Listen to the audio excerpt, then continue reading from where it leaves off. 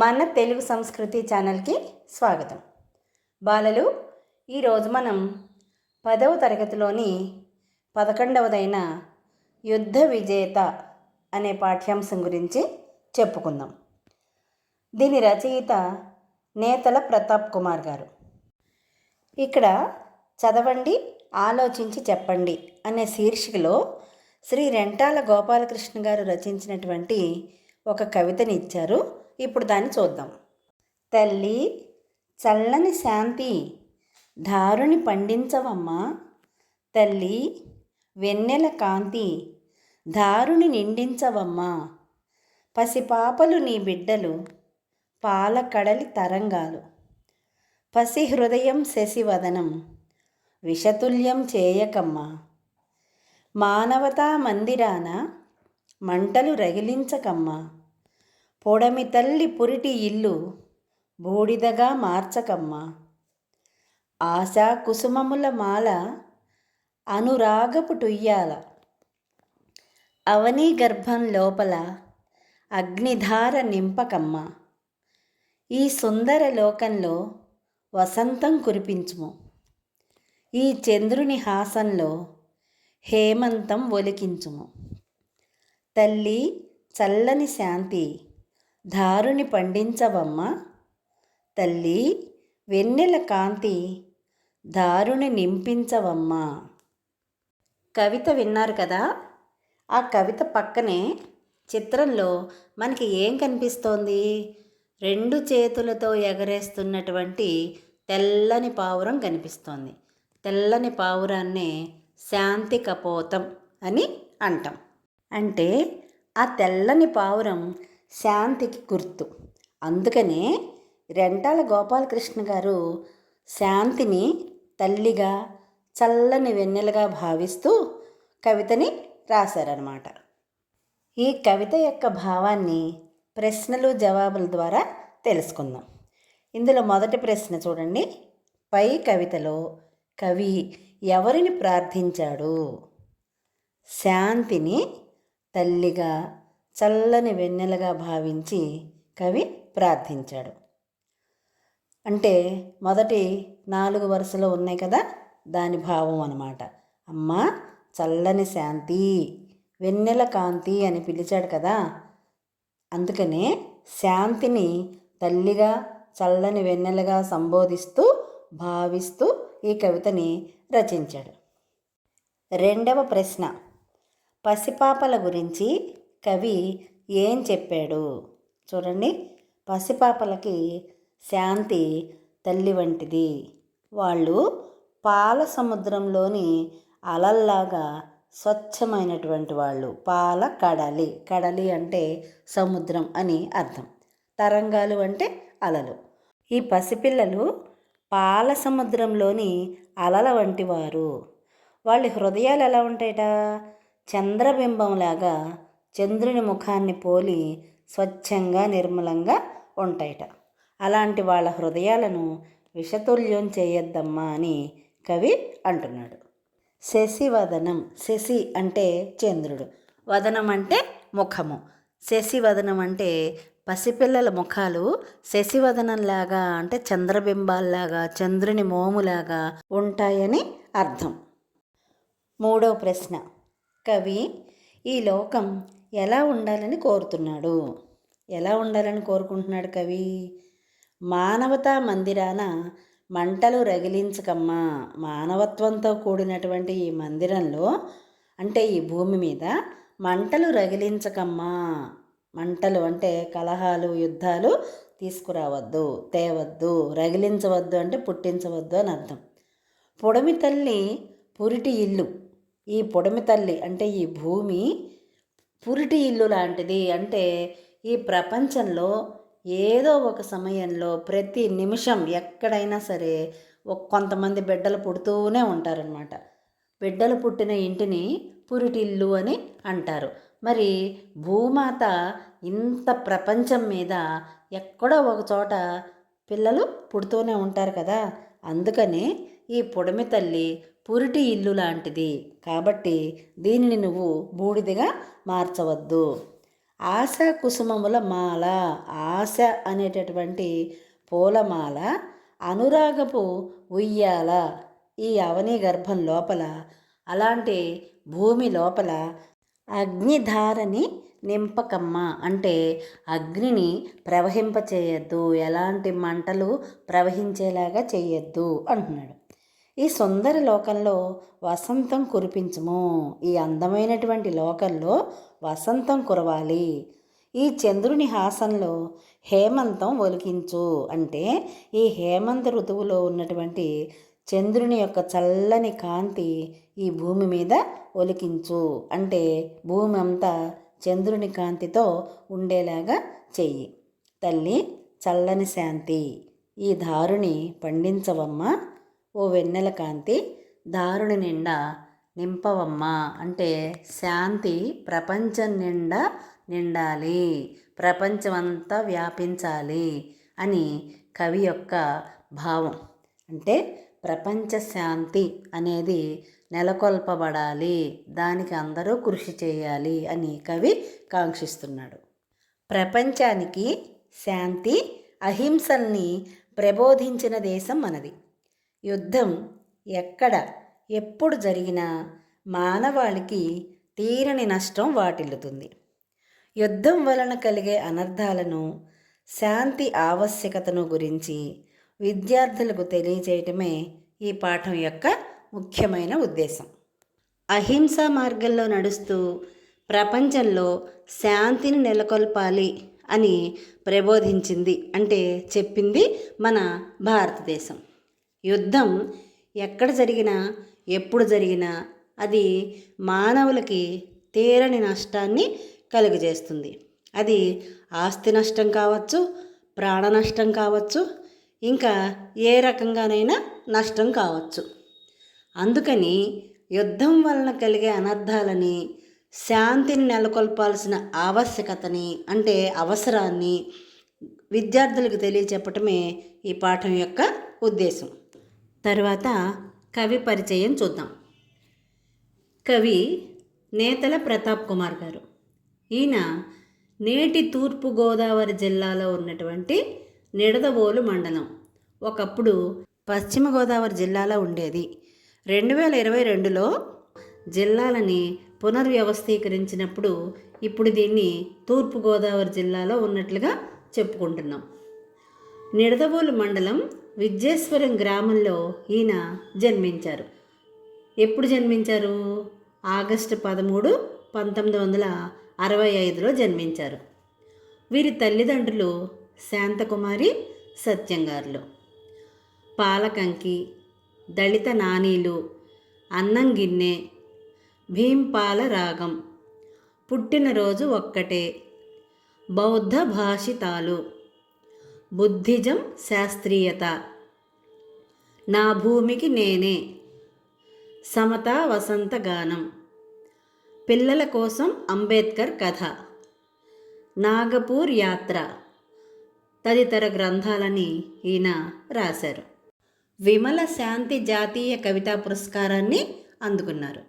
ఈ పాఠం సమతా వసంత గానం అనే కవితా సంపుటిలో నుండి తీసుకోబడింది. ఈయన జూన్ 8వ తేదీ 2021 సంవత్సరంలో కరోనా వచ్చి చనిపోయారు. వీరి అన్నం గిన్నె అనే రచనకి తర్వాత కాలంలో అంబేద్కర్ వాద కవిత్వం అని నామకరణం చేయటం జరిగింది. ఇప్పుడు ప్రక్రియ, ఇది వచన కవిత ప్రక్రియ.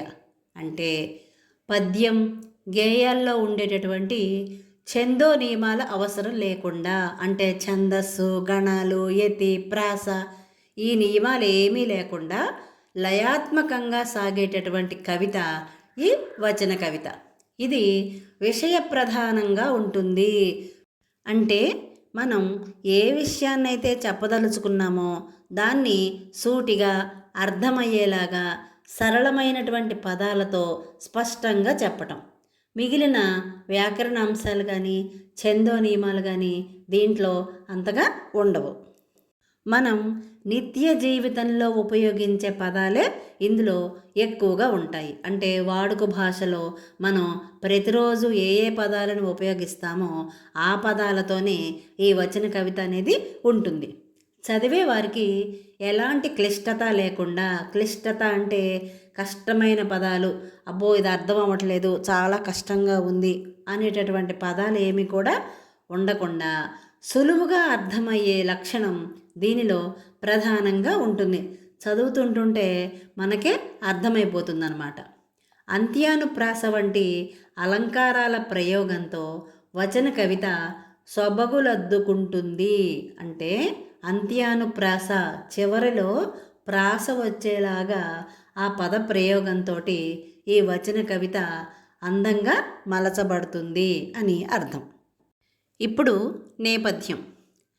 రోహిణీ నది జల వివాదంలో యుద్ధం చేయాలి అని శాక్యులు అంటే శాక్య వంశస్థులు చేసినటువంటి తీర్మానాన్ని సిద్ధార్థుడు వ్యతిరేకించాడు. ఈ సిద్ధార్థుడు అనే ఆయన ఎవరు? తరువాతి కాలంలో బుద్ధుడిగా ప్రసిద్ధి చెందినటువంటి గౌతమ బుద్ధుడు అంటున్నాం కదా మనం. ఆయన యుద్ధాల వలన నష్టమే జరుగుతుంది కానీ ఎలాంటి లాభము కూడా ఉండదు అని చెప్పాడు. యుద్ధాన్ని నివారించడానికి అంటే యుద్ధం జరగకుండా చూడటం కోసం ఈయన ఇల్లు వదిలి వెళ్ళిపోయాడు. ఈ నేపథ్యంలో రాసినటువంటి కవితే ఈ యుద్ధ విజేత, మన ప్రస్తుత పాఠ్యాంశం. ఇప్పుడు కవిత చెప్పుకుందాం. యుద్ధంలో గెలవటం తథ్యం ఎవరో ఒకరు, యుద్ధంలో ఓడిపోవటము తథ్యం ఎవరో ఇంకొకరు. అసలు యుద్ధం అంటేనే ఒక గెలుపు, ఒక ఓటమి. అంటే యుద్ధం చేసేటప్పుడు ఎవరో ఒకరు గెలవటం మాత్రం ఖచ్చితంగా జరుగుతుంది. అలాగే ఎవరో ఇంకొకరు ఓడిపోవటం కూడా ఖచ్చితంగా జరుగుతుంది. ఇరుపక్షాలలో ఏదో ఒక పక్షం వాళ్ళే గెలుస్తారు కదా, ఒకళ్ళు గెలుస్తారు, ఇంకొకళ్ళు ఓడిపోతారు.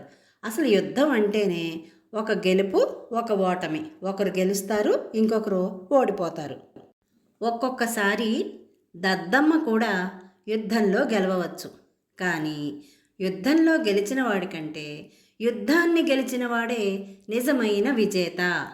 వేల వేల సంవత్సరాలు కాలగర్భంలో కలిసిపోతున్నా అతనెప్పటికీ మానవాళి హృదయ విజేత. అంటే ఒక్కొక్కసారి దద్దమ్మ కూడా యుద్ధంలో గెలవచ్చుట. దద్దమ్మ అంటే ఎవరో? పనికిరానివాడు, ఎందుకు కొరగానివాడు, చేతకానివాడు, అసమర్థుడు, మూర్ఖుడు, ఇలా ఏదైనా సందర్భాన్ని బట్టి మనం చెప్పుకోవచ్చు. అసలు ఒక్కొక్కసారి ఏమీ రానివాడు కూడా యుద్ధంలో గెలిచేయచ్చు. కానీ యుద్ధంలో ఎవరైతే గెలుస్తాడో వాడికంటే అసలు యుద్ధం జరగకుండా చూసిన వాడే నిజమైనటువంటి విజేత. విజేత అంటే గెలుపొందినవాడు అని అర్థం. వేల వేల సంవత్సరాలు కాలగర్భంలో కలిసిపోతున్నా, అంటే వేలకు వేల సంవత్సరాలు కాలంలో కలిసిపోతున్నా, అంటే గతించిపోతున్నా, గడిచిపోతున్నా అతను ఎప్పటికీ కూడా మనుషుల హృదయాలలో విజేతగానే ఉండిపోతాడు. మనుషుల హృదయాలని గెలుచుకుని విజేతగా ఉండిపోతాడు అని అర్థం. అంగబలం అర్ధబలం ఉన్నవాడు అది లేనివాడిపై గెలవటం గెలుపు ఎలా అవుతుంది? యుద్ధ వ్యూహం తెలిసినవాడు అది తెలియని వాడిపై గెలవటం విజయం ఎందుకు అవుతుంది? అంగబలం అర్ధబలం. అంగబలం అంటే ఒంట్లో మంచి జవసత్వాలు ఉన్నవాడు, అంటే శారీరకంగా బలవంతుడు అని అర్థం. అర్ధబలం అంటే ధనం పరంగా, అంటే ఆర్థికంగా బాగా ఉన్నవాడు, సిరి సంపదలు గలవాడు. అంటే శారీరక బలం కలిగినవాడు, ధనపరంగా ఉన్నవాడు, అంటే ధనవంతుడు. ఆ రెండూ లేనివాడి మీద గెలిచాడు అనుకోండి, అది అసలు గెలుపు ఎలా అవుతుంది?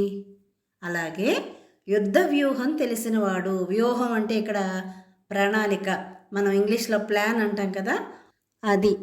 యుద్ధానికి ఎలా సన్నద్ధం అవ్వాలి, ఎలా చెయ్యాలి, ఏ సమయంలో చెయ్యాలి, ఎవరెవరిని ఎక్కడెక్కడ నియమించుకోవాలి, ఇలా విషయాలన్నింటినీ కూడా ముందుగానే ప్రణాళికాబద్ధంగా తెలిసినవాడు అది తెలియని వాడిపై గెలవటం విజయం ఎందుకవుతుంది?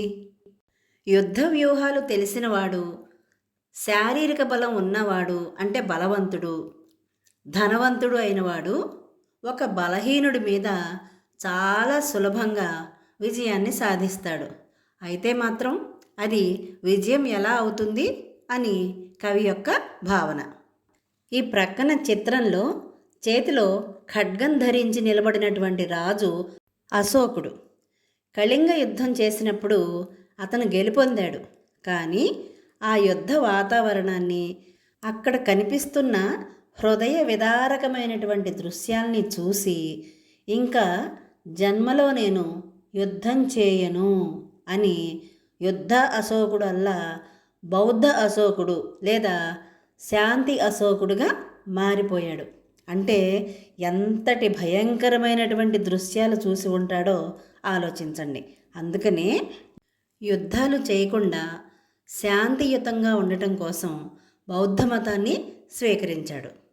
2 పశువుల కుమ్ముకున్నాక బలమైన పశువు కొమ్ములు ఎగరేసినట్లు యుద్ధం పేరిట 2 తన్నుకున్నాక కండబలం ఉన్నవాడు కాలరెగరేస్తున్నాడు. గెలిచినంత మాత్రాన పశువు కాకుండా పోతుందా? యుద్ధోన్మాది ఉన్మాది కాకుండా ఉంటాడా? 2 పశువులు కుమ్ములాడుకున్న తర్వాత అంటే పోట్లాడుకున్న తర్వాత ఏమవుతుంది? బలమైన పశువు బలహీనమైనటువంటి పశువుని ఓడించేస్తుంది. అప్పుడు ఆ బలమైన పశువు కొమ్ములు ఎగరేస్తుందట. అంటే నేనే గెలిచాను, నిన్ను ఓడించేశాను అనే అర్థం వచ్చేలాగా కొమ్ములు ఎగరేస్తుందట. యుద్ధం పేరిట 2 ఎవరైనా సరే తన్నుకుంటే కండబలం ఉన్నవాడు ఏం చేస్తాడు? ఆ బలహీనుని ఓడించేసి వీడు నేనే గెలిచాను అని చెప్పి కాలరు ఎగరేస్తున్నాడు.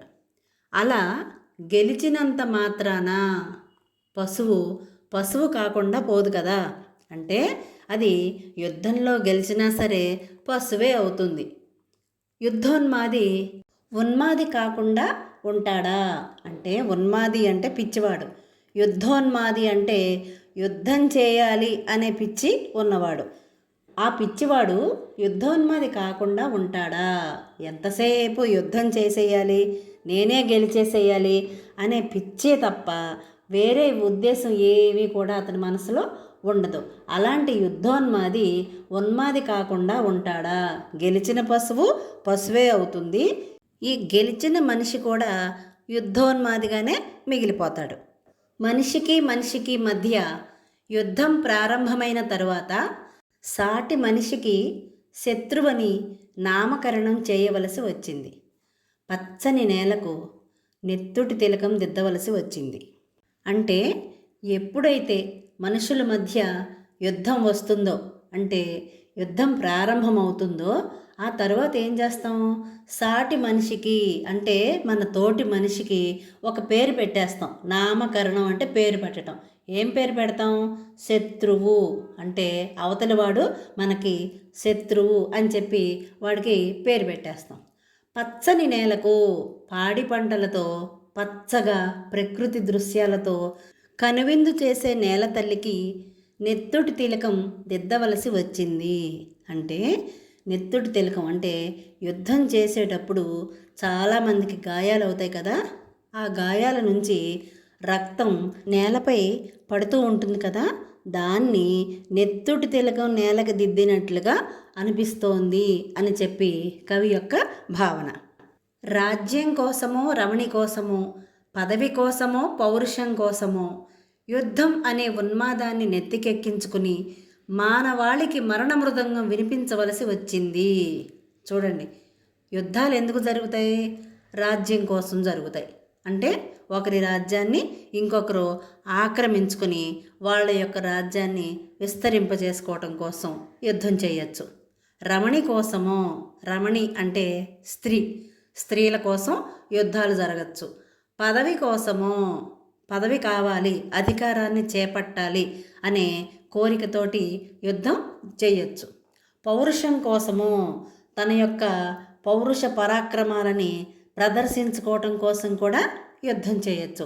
ఇలా రకరకాల కారణాలతో యుద్ధం అనే ఉన్మాదాన్ని నెత్తికెక్కించుకుని, అంటే తలకెక్కించుకుని, అంటే అతని మనసులో ఒకటే భావన ఉంటుంది, యుద్ధం చేయాలి, రాజ్యాన్ని విస్తరింప చేసుకోవాలి, రాణివాసాన్ని సొంతం చేసుకోవాలి, అధికారాన్ని చేపట్టాలి, నా యొక్క పౌరుషాన్ని పరాక్రమాన్ని నలుదిశలా వ్యాప్తి చేయాలి. ఇంకా ఈ ధ్యాస తప్ప ఇంకొక ఆలోచనే అతనికి ఉండదు అలాంటి ఉన్మాదికి. ఇదంతా తలకెక్కించుకుని మానవాళికి మరణ మృదంగం వినిపించవలసి వచ్చింది. మరణ మృదంగం వినిపించడం అంటే ఏంటి? అవతల వాళ్ళని త్వరగా మరణాన్ని చవిచూసేలాగా చేయటం, అంటే యుద్ధంలో చంపేసేయటం. మృదంగం అంటే డోలు, మనకి పెళ్ళిళ్ళకి వాటికి వాయిస్తూ ఉంటారు కదా, డోలు వాయిద్యం. అది ఒక వాయిద్య పరికరం. చనిపోయేటప్పుడు వాయిస్తే అదే మరణ మృదంగం. అంటే ఎంతోమంది యుద్ధంలో త్వరగా మరణించేలా చేయటం, దాన్నే మరణ మృదంగం వినిపించవలసి వచ్చింది అని అంటున్నాడు కవి. శత్రు రాజ్యమని, శత్రు దేశమని, రాజ్య విస్తరణ అని, జాతి అహంకారమని, బాణాలతో అప్పుడు, బాంబులతో ఇప్పుడు చంపుకోవడమే యుద్ధం. మనుషులు నివసించే నేలను మాంసపు ముద్దగా మార్చేయటమే యుద్ధం. అన్యం పుణ్యం ఎరుగని అమాయక పసిపిల్లల మోములపై విరిసే చిరు దరహాసాలను చెరిపేయడమే యుద్ధం. శత్రు రాజ్యంతో, శత్రు దేశంతో యుద్ధం చేయకపోతే వాళ్ళే మన మీద యుద్ధం ప్రకటించి మనల్ని ఓడిస్తారు లేదా చంపేస్తారు అనే భయంతో యుద్ధాలు చేస్తారు. రాజ్య విస్తరణ అని, రాజ్యాన్ని విస్తరింప చేసుకోవాలి అంటే చిన్నగా ఉన్న రాజ్యాన్ని పెద్ద రాజ్యంగా, సామ్రాజ్యంగా విస్తరించుకోవాలి అని యుద్ధం చేస్తారు. జాతి అహంకారమని, నల్ల జాతి వాళ్ళు, తెల్ల జాతి వాళ్ళు ఇలా అనుకుంటారు కదా, అలాంటి జాతి అహంకారాలతోటి యుద్ధం చేస్తారు. అప్పుడు బాణాలతో యుద్ధం చేసేవాళ్ళు, ఎప్పుడు పూర్వకాలం. కానీ ఇప్పుడు బాంబులతో యుద్ధం చేసుకుంటున్నారు. చంపుకోవటమే యుద్ధం. ఏదో ఒక కారణంతో యుద్ధం చేయటం, ఆ యుద్ధంలో చాలామంది మనుషులు చనిపోవటం జరుగుతోంది. మనుషులు నివసించే నేలను మాంసపు ముద్దలాగా మార్చేయటమే ఈ యుద్ధం. అన్యం పుణ్యం ఎరుగని అంటే ఆ యుద్ధంతో ఎలాంటి సంబంధం లేనటువంటి అమాయకమైన పసిపిల్లల మోములపై, ఆ పసిపిల్లల యొక్క ముఖాలపై విరిసే చిరుదరహాసాలను, వికసించేటటువంటి చిరుదరహాసాలను చెరిపేయటమే యుద్ధం. చిరుదరహాసము అంటే చిరునవ్వులని చెరిపేస్తున్నారట. అంటే ఆ చిన్నపిల్లలు చనిపోతే మరి వాళ్ళ మోముల మీద, వాళ్ళ ముఖాల మీద ఉన్నటువంటి చిరునవ్వు కూడా మాయమైపోతుంది. పూసే పూలను తుంచేయడం, ఎగిరే పక్షుల రెక్కలు విరిచేయడం, ఆడే నెమళ్లకు అంగవైకల్యం ప్రసాదించడం, గంతులేసే జింక పిల్లకు కాళ్ళు నరికేయడం, సకల చరాచర ప్రకృతిని ధ్వంసం చేసి పారేయడమే యుద్ధం. పూసేటటువంటి పూలని తుంచి అవతల పడేస్తున్నారు. అలాగే ఎగిరే పక్షులకి రెక్కలని విరిచేసి అవి ఎగరకుండా చేస్తున్నారు. ఆడే నెమళ్లకు అంగవైకల్యం ప్రసాదించటం అంటే మబ్బులు పట్టినప్పుడు ఆనందంతో నెమళ్ళు పురివిప్పి నాట్యం చేస్తాయి. అలాంటి సందర్భాలలో ఆ నెమళ్లకు అంగవైకల్యాన్ని ప్రసాదిస్తున్నారట. అంటే వాటి కాళ్ళు తీసేయటం, ఇలా అంగవైకల్యం అంటే ఏదో ఒక శరీర భాగాన్ని తొలగించేసేసి వాటిని మూల కూర్చునేలాగా చేయటం. గంతులేసే జింక పిల్లకు కాళ్ళు నరికేయటం, చక్కగా చెంగున గంతులేసేటటువంటి జింక పిల్లకు కాళ్ళని నరికేస్తున్నారట. ఇలా సకల చరాచర ప్రకృతిని, ఈ ప్రకృతిలో ఉండేటటువంటి అన్ని జీవరాశులని కూడా, నివాసయోగ్యంగా ఉన్నటువంటి ఈ ప్రకృతిని ధ్వంసం చేసి పారేయటమే యుద్ధం. నాశనం చేసేసేయటమే ఈ యుద్ధం. అంటే అన్ని జీవరాశులకి నివాసయోగ్యంగా ఉన్నటువంటి ఈ అందమైన ప్రకృతిని పాడు చేయటమే యుద్ధంగా భావించాల్సినటువంటి పరిస్థితి ఇప్పుడు ప్రస్తుతం కనబడుతోంది. ఇప్పుడు మనకు చూస్తుంటే ఈ సమయంలో రష్యా ఉక్రెయిన్ యుద్ధం జరుగుతోంది. ఇరాను, ఇజ్రాయెల్, గాజా ఇక్కడ కూడా యుద్ధం జరుగుతోంది. దాని వలన ఎంతమంది పౌరులు, అభం శుభం తెలియని పౌరులు, యుద్ధంతో ఏమాత్రం సంబంధం లేని పౌరులు చనిపోతున్నారు. ఆస్తి నష్టం, ధన నష్టం, ప్రాణ నష్టం, ఇలా ఎన్ని రకాలుగా నష్టాలు జరగాలో అన్ని రకాల నష్టాలు ఈ యుద్ధాల వలన జరుగుతున్నాయి. ఇలాంటి యుద్ధంలో గెలవడం వీరత్వం కాదు, పశుత్వం. పౌరుషం కాదు, వట్టి చవటతనం. అందుకే యుద్ధంలో గెలిచి పశ్చాత్తాపం ప్రకటించాడు అశోకుడు. భార్యా బిడ్డలతో పాటు సకల రాజ్య భోగాలను త్యజించి అసలు యుద్ధాన్నే గెలిచాడు బుద్ధుడు. ఇలాంటి యుద్ధంలో గెలవటం ఎలాంటి యుద్ధం? మానవ జాతిని, ప్రకృతిని, భూమండలాన్ని మొత్తం అంతటినీ కూడా నాశనం చేసేటటువంటి ఇలాంటి యుద్ధంలో గెలవటం వీరత్వం కాదు. వీరుడు అనేటటువంటి పదానికి అర్థమే లేదు. ఇది పశుత్వం అవుతుంది. వీరత్వం కాదు, ఇది పశుత్వం. పౌరుషం కాదు, ఒట్టి చవటతనం, అంటే పనికిమాలినతనమే, పనికిమాలిన స్వభావం అవుతుంది. ఇది పౌరుషమని అనిపించుకోదు. అశోకుడు ఏం చేశాడు? కళింగ యుద్ధం తర్వాత జరిగినటువంటి అన్ని రకాల నష్టాలని చూసి చెలించిపోయి పశ్చాత్తాపం పొంది ఇంకా జన్మలో యుద్ధం చేయను అని శపథం చేసి బౌద్ధ మతాన్ని స్వీకరించాడు. 130వ పేజీలో మనకి చిత్రంలో బుద్ధుడు కనిపిస్తున్నాడు కదా. ఆయన ఏం చేశాడు? భార్య బిడ్డలతో పాటు సకల రాజ్య భోగాలను త్యజించి అసలు యుద్ధాన్నే గెలిచాడు బుద్ధుడు.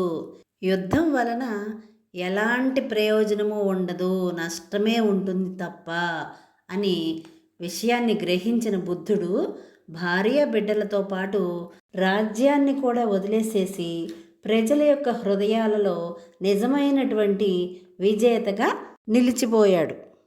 ప్రజల హృదయాల్లో సుస్థిరమైనటువంటి స్థానాన్ని సంపాదించుకున్నాడు బుద్ధుడు. విన్నారు కదా యుద్ధ విజేత అనే కవితని. ఇప్పుడు 130వ పేజీలో 2 ప్రశ్నలు ఉన్నాయి కదా, అవి చూద్దాం. యుద్ధాలు ఎందుకు జరుగుతాయి? మనం చెప్పుకున్నాం కదా, వనరుల కోసం, రాజ్యాన్ని విస్తరించటం కోసం, అధికారం కోసం, రాణివాసం కోసం, భూమి, నీరు, ఖనిజాలు మొదలైనటువంటి సహజ వనరుల కోసం యుద్ధాలు జరుగుతాయి. రెండవ ప్రశ్న, యుద్ధాల వల్ల ప్రకృతికి జరిగే నష్టం ఏమిటి? యుద్ధాల వల్ల చాలా నష్టాలు జరుగుతాయి. ప్రకృతి అందవిహీనంగా తయారవుతుంది. పచ్చని మొక్కలు, చెట్లు బూడిదైపోతాయి. పచ్చగా ఉన్న నేల రక్తపు మడుగులో భయంకరంగా కనిపిస్తుంది. ప్రకృతిలో కాలుష్యం పెరిగిపోతుంది. తాగే నీరు కూడా కలుషితం అవుతుంది. అందంగా కనిపించే ప్రకృతి వికృతంగా మారిపోతుంది. వాతావరణంలో అనేక రకాల మార్పులు జరుగుతాయి. వాటి వలన జీవరాశులు ఇబ్బంది పడతాయి అన్నమాట. 131వ పేజీలో 3 ప్రశ్నలు ఉన్నాయి, అవి కూడా చూద్దాం. వీరత్వం కానిది ఏది? మానవ జాతిని, ప్రకృతిని, సమస్త లోకాన్ని వినాశనం చేసేటటువంటి యుద్ధం అనే ఆటలో గెలవటం వీరత్వం కాదు, వీరత్వం అని అనిపించుకోదు. తరువాతి ప్రశ్న, యుద్ధాన్ని గెలవడం అంటే ఏమిటి? ఎంతోమంది చావులకు, ప్రకృతిలోని బీభత్సానికి కారణం అయ్యే యుద్ధాన్ని తిరస్కరించటమే, వద్దు అని అనుకోవటమే అసలైన గెలుపు అవుతుంది. చివరి ప్రశ్న, పశ్చాత్తాపం అంటే ఏమిటి? తాను చేసిన తప్పుని తెలుసుకొని మరోసారి అలాంటి తప్పు చేయకుండా ఉండటం, దేవుడిని క్షమాపణ కోరటం పశ్చాత్తాపం అని అనిపించుకుంటుంది. ఇప్పుడు కవిత యొక్క సారాంశాన్ని చూద్దాం. యుద్ధం మొదలుపెట్టాక గెలుపు ఎవరో ఒకరి పక్షాన నిలుస్తుంది. ఒకరు గెలిస్తే మరొకరు ఓడిపోవటము ఉంటుంది. యుద్ధం అంటేనే గెలుపు ఓటములు కలగలిసి ఉంటాయి. ఒక్కోసారి ఎందుకు కొరగానివాడు కూడా యుద్ధంలో గెలుపును పొందుతాడు. అయినప్పటికీ యుద్ధంలో విజేత అయినవాడి కంటే యుద్ధాన్ని జయించిన వాడే నిజమైన విజేత అవుతాడు. అనేక సంవత్సరాలు గతించిపోయినప్పటికీ అలాంటి వాళ్ళు ఎప్పటికీ ప్రజల హృదయ విజేతగా ఉండిపోతాడు. పటిష్టమైన సైన్యం, తగినంత సంపదలు ఉన్నవాడు అవి ఎంత మాత్రం లేనివాడి మీద గెలవడం గెలుపు ఎలా అవుతుంది? యుద్ధాన్ని మంచి తెలివితో ప్రణాళికాబద్ధంగా చేయటం తెలిసినవాడు అలాంటివేవీ తెలియని వారిపై గెలవటం విజయం ఎందుకు అవుతుంది? 2 జంతువులు పోట్లాడుకున్నప్పుడు గెలిచిన జంతువు వీరత్వంతో రంకెలేస్తుంది. యుద్ధం ముసుగులో ఇరుపక్షాలు రణరంగంలోకి దూకినప్పుడు బలమైన ప్రత్యర్థి విజయ గర్వాన్ని చూపుతాడు. విజయం పొందినంత మాత్రాన జంతువు జంతువే కదా, యుద్ధోన్మాది ఉన్మాది కాకుండా పోతాడా? మనిషికి మనిషికి మధ్య యుద్ధం మొదలయ్యాక సాటి మనిషికి శత్రువు అని ముద్ర వేయవలసి వస్తుంది. అందువల్ల పచ్చగా ఉన్న నేల రక్తపంకిలం అవుతుంది. రాజ్యంపై కాంక్షతోనో, రాణివాసం పట్ల వ్యామోహంతోనో, పదవులు అనుభవించాలనో, తన పౌరుషాన్ని ప్రదర్శించాలనో యుద్ధం అనే పిచ్చిని బుర్రలోకి ఎక్కించుకుని మానవజాతి నాశనానికి కారణమవ్వాల్సి వచ్చింది. వారంతా యుద్ధం కారణంగా మరణాన్ని త్వరగా చవి చూడవలసి వచ్చింది. శత్రుదేశమని, రాజ్య విస్తరణమని లక్ష్యాలుగా జాత్యహంకారంతో గతంలో బాణాలతో, ఇప్పుడు బాంబులతో యుద్ధాలు జరుగుతున్నాయి. యుద్ధం అంటే ఒకరినొకరు చంపుకోవటంగా మారింది. మానవ జాతికి నివాసయోగ్యమైన భూమిని మాంసపు ముద్దలుగా మార్చేసింది. అభం శుభం తెలియని అమాయకపు బాలల మోముపై చిరునవ్వుల్ని చెరిపివేసింది. విచ్చుకున్న పూలను కోసి పారవేస్తున్నారు. ఎగురుతున్న పక్షులను పట్టుకొని రెక్కలు విరిచేస్తున్నారు. మబ్బులను చూసి సంబరపడి పురివిప్పి నాట్యం చేస్తున్న నెమళ్ల కాళ్ళు తొలగిస్తున్నారు. చక్కగా ఆడుకుంటున్న జింకపిల్లల కాళ్ళు నరికేస్తున్నారు. ఇలా సమస్త జీవులకు నివాసయోగ్యంగా ఉన్న అందమైన ప్రకృతిని పాడు చేయటమే యుద్ధంగా భావించవలసిన పరిస్థితి దాపురించింది. మానవ జాతిని, ప్రకృతిని, సమస్త విశ్వాన్ని వినాశనం చేసే యుద్ధమనే ఆటలో గెలవడం వీరత్వం కాదు, అది పశు స్వభావం. యుద్ధం చేయడం పౌరుషం అనిపించుకోదు, అది పనికిమాలిన స్వభావమే అవుతుంది. అశోకుడు కొన్ని వేల మంది చావుకి కారణమై యుద్ధంలో గెలిచినప్పటికీ పశ్చాత్తాప హృదయంతో యుద్ధాలు చేయటం మానేశాడు. యుద్ధాన్ని తిరస్కరించి సిద్ధార్థుడు భార్య బిడ్డలను, రాజ్యాన్ని త్యాగం చేసి ప్రజల హృదయాలను గెలిచి నిజమైన విజేతగా నిలిచాడు. అసలైన విజయం ఇది అని నిరూపించాడు.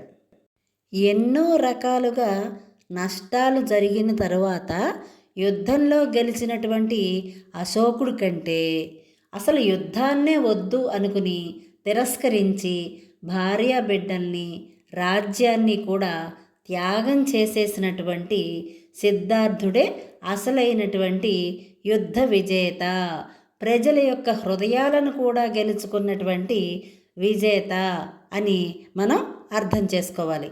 బాగుంది కదా పాఠం? అందుకనే ప్రపంచ శాంతిని నెలకొల్పటానికి మన వంతు కృషి మనం చేద్దాం. శాంతి స్థాపనకి కృషి చేద్దాం. ఇలాంటి మరిన్ని వీడియోల కోసం చూస్తూనే ఉండండి మన తెలుగు సంస్కృతి ఛానల్. జై హింద్, జై భారత్.